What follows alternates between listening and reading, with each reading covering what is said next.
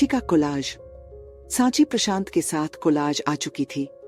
Sanchi collage आकर श्री से मिलने के लिए उसे पूरे कोलाज में ढूंढ रही थी, लेकिन श्री थी कि उसे मिलने का नाम ही नहीं ले रही थी। अब आप लोग तो जानते हैं कि सांची को श्री क्यों नहीं मिल रही थी, क्योंकि वह तो हमारे अभय जी के साथ शॉपिंग पर गई थी। सांची पिछले 1 घंटे से श्री को ढूंढ रही थी, लेकिन श्री उसे कोलाज में कहीं नहीं मिली। श्री के ना मिलने पर सांची को उसकी बहुत टेंशन हो रही थी, क्योंकि सुबह श्री ने जो कुछ भी सांची से कहा था वह उसके दिमाग में घूम रहा था। सांची श्री को ढूंढते हुए कॉलेज स्टाफ रूम तक पहुंच गई थी। कॉलेज स्टाफ रूम में नॉर्मली स्टूडेंट का आना मना था, लेकिन फिर भी सांची कॉलेज स्टाफ रूम में गई थी। सांची कॉलेज स्टाफ रूम में जाकर परेशान होकर वहीं बैठे एक प्रोफेसर से पूछती है, एक्सक्यूज मी सर, क्या आपने दीदू मेरा मतलब है प्रोफेसर मिश्रा को देखा है? सांची की बात सुनकर प्रोफेसर उसकी तरफ देखता है और कुछ सोचते हुए उससे कहता है, नहीं बेटा, जहां तक मुझे पता है कि आज प्रोफेसर मिश्रा कोलाज नहीं आई है। यह कहकर प्रोफेसर अपनी क्लास की तरफ निकल जाता है। उस प्रोफेसर की बात सुनकर सांची को श्री की ओर टेंशन होने लगती है। सांची श्री को कॉल करना चाहती थी, लेकिन उसका फोन ही उसके पास नहीं था।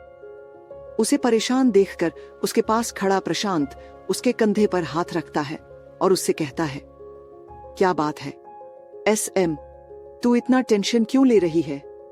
हो सकता है श्री मैम को कोई काम हो, इसलिए सैयद वो थोड़ा लेट आए।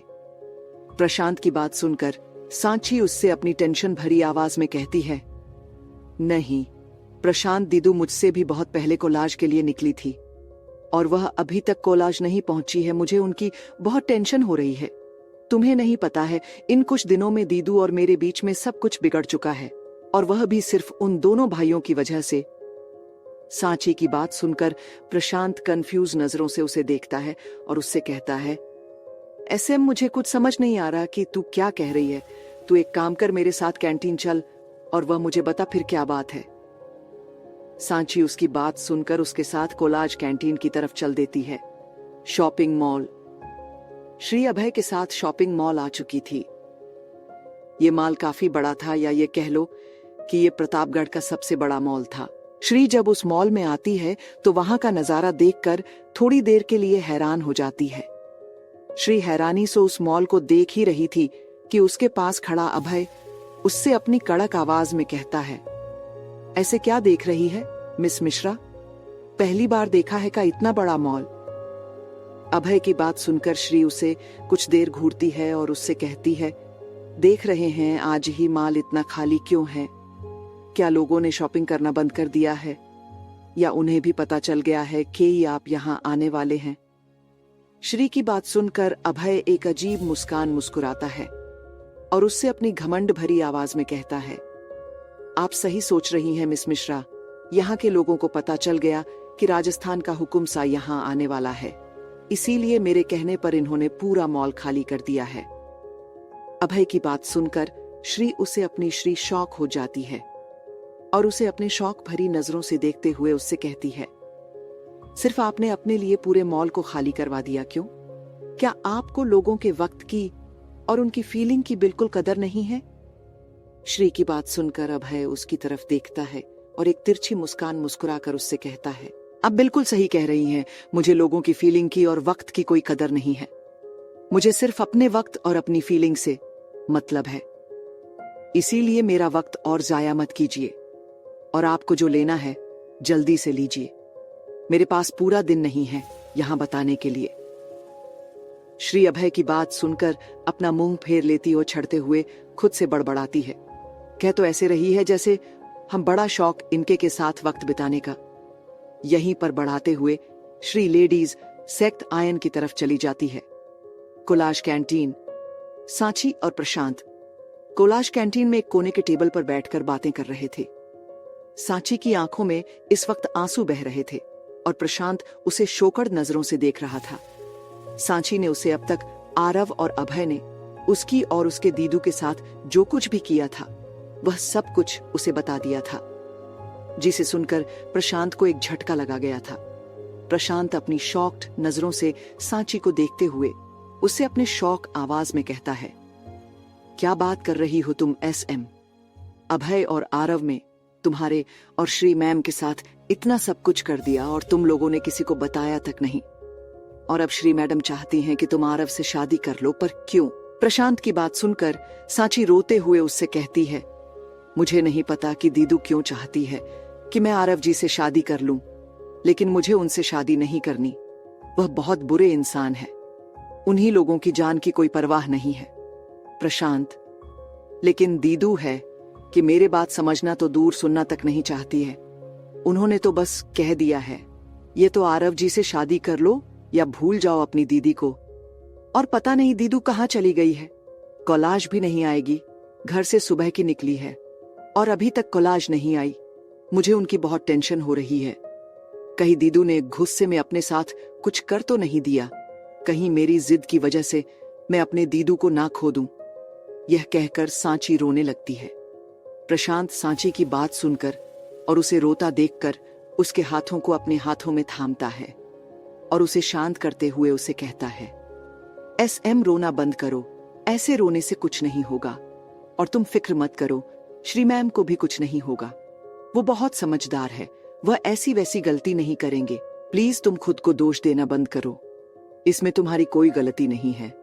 तुम तो वहां श्री मैम को उस आदमी से बचाने के लिए वहां गई थी। तुम्हें क्या पता था कि अपनी दीदू को बचाते बचाते तुम खुद मुसीबत में फंस जाओगी। तुम फिक्र मत करो, कुछ नहीं होगा। ये कहकर प्रशांत सांची को शांत कराने की कोशिश करने लगता है। आरव का केबिन। आरव अपने केबिन में बैठा अपना काम कर रहा था। आरव अपना काम कर ही रहा था कि तभी उसके केबिन के दरवाजे पर दस्तक होती है। नाक की आवाज सुनकर आरव अपनी कड़क आवाज में कम इन कहता है।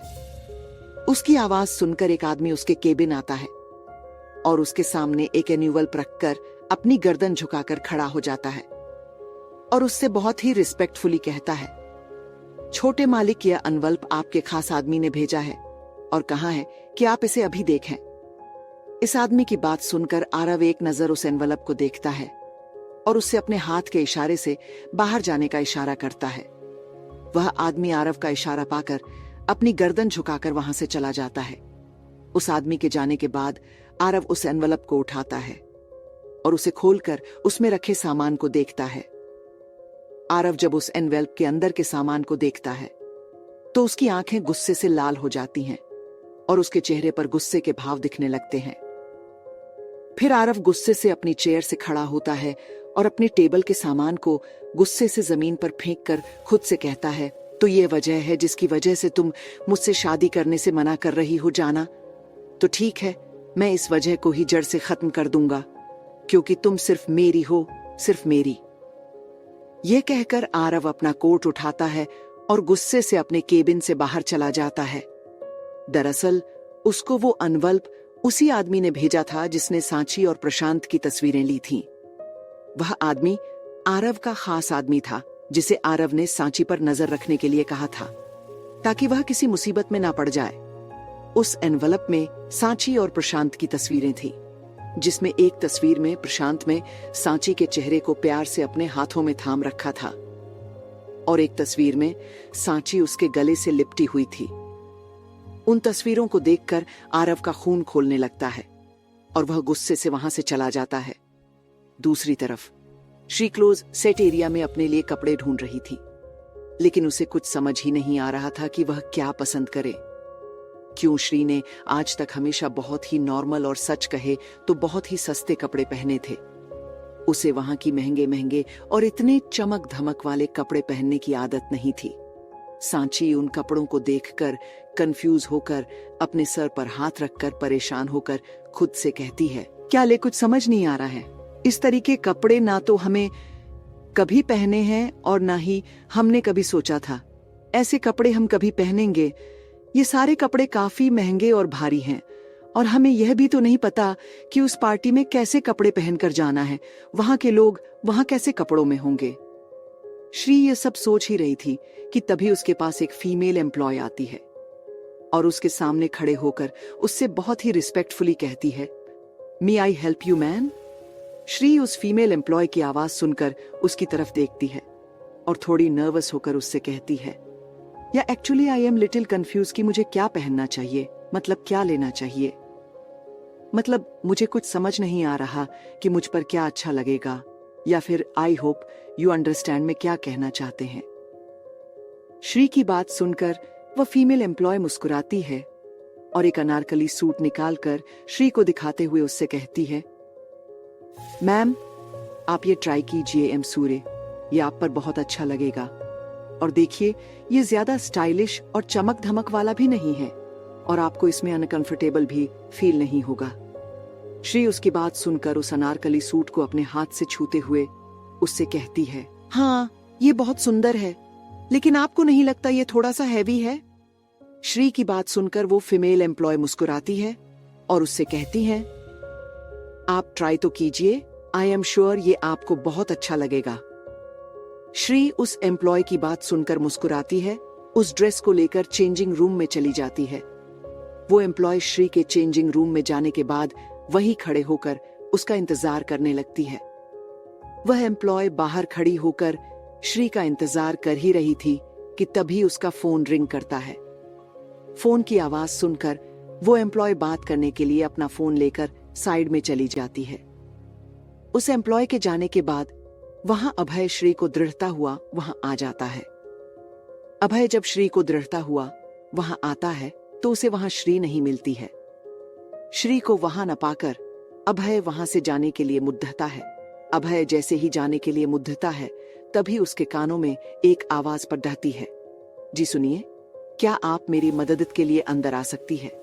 अभय जब उस आवाज को सुनता है तो पीछे पलट कर देखता है।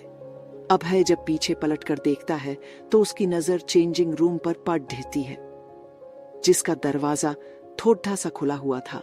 अभय चेंजिंग रूम के खुले दरवाजे को देखकर कुछ सोचता है और अपने कदम उस चेंजिंग रूम की तरफ बढ़ा देता है।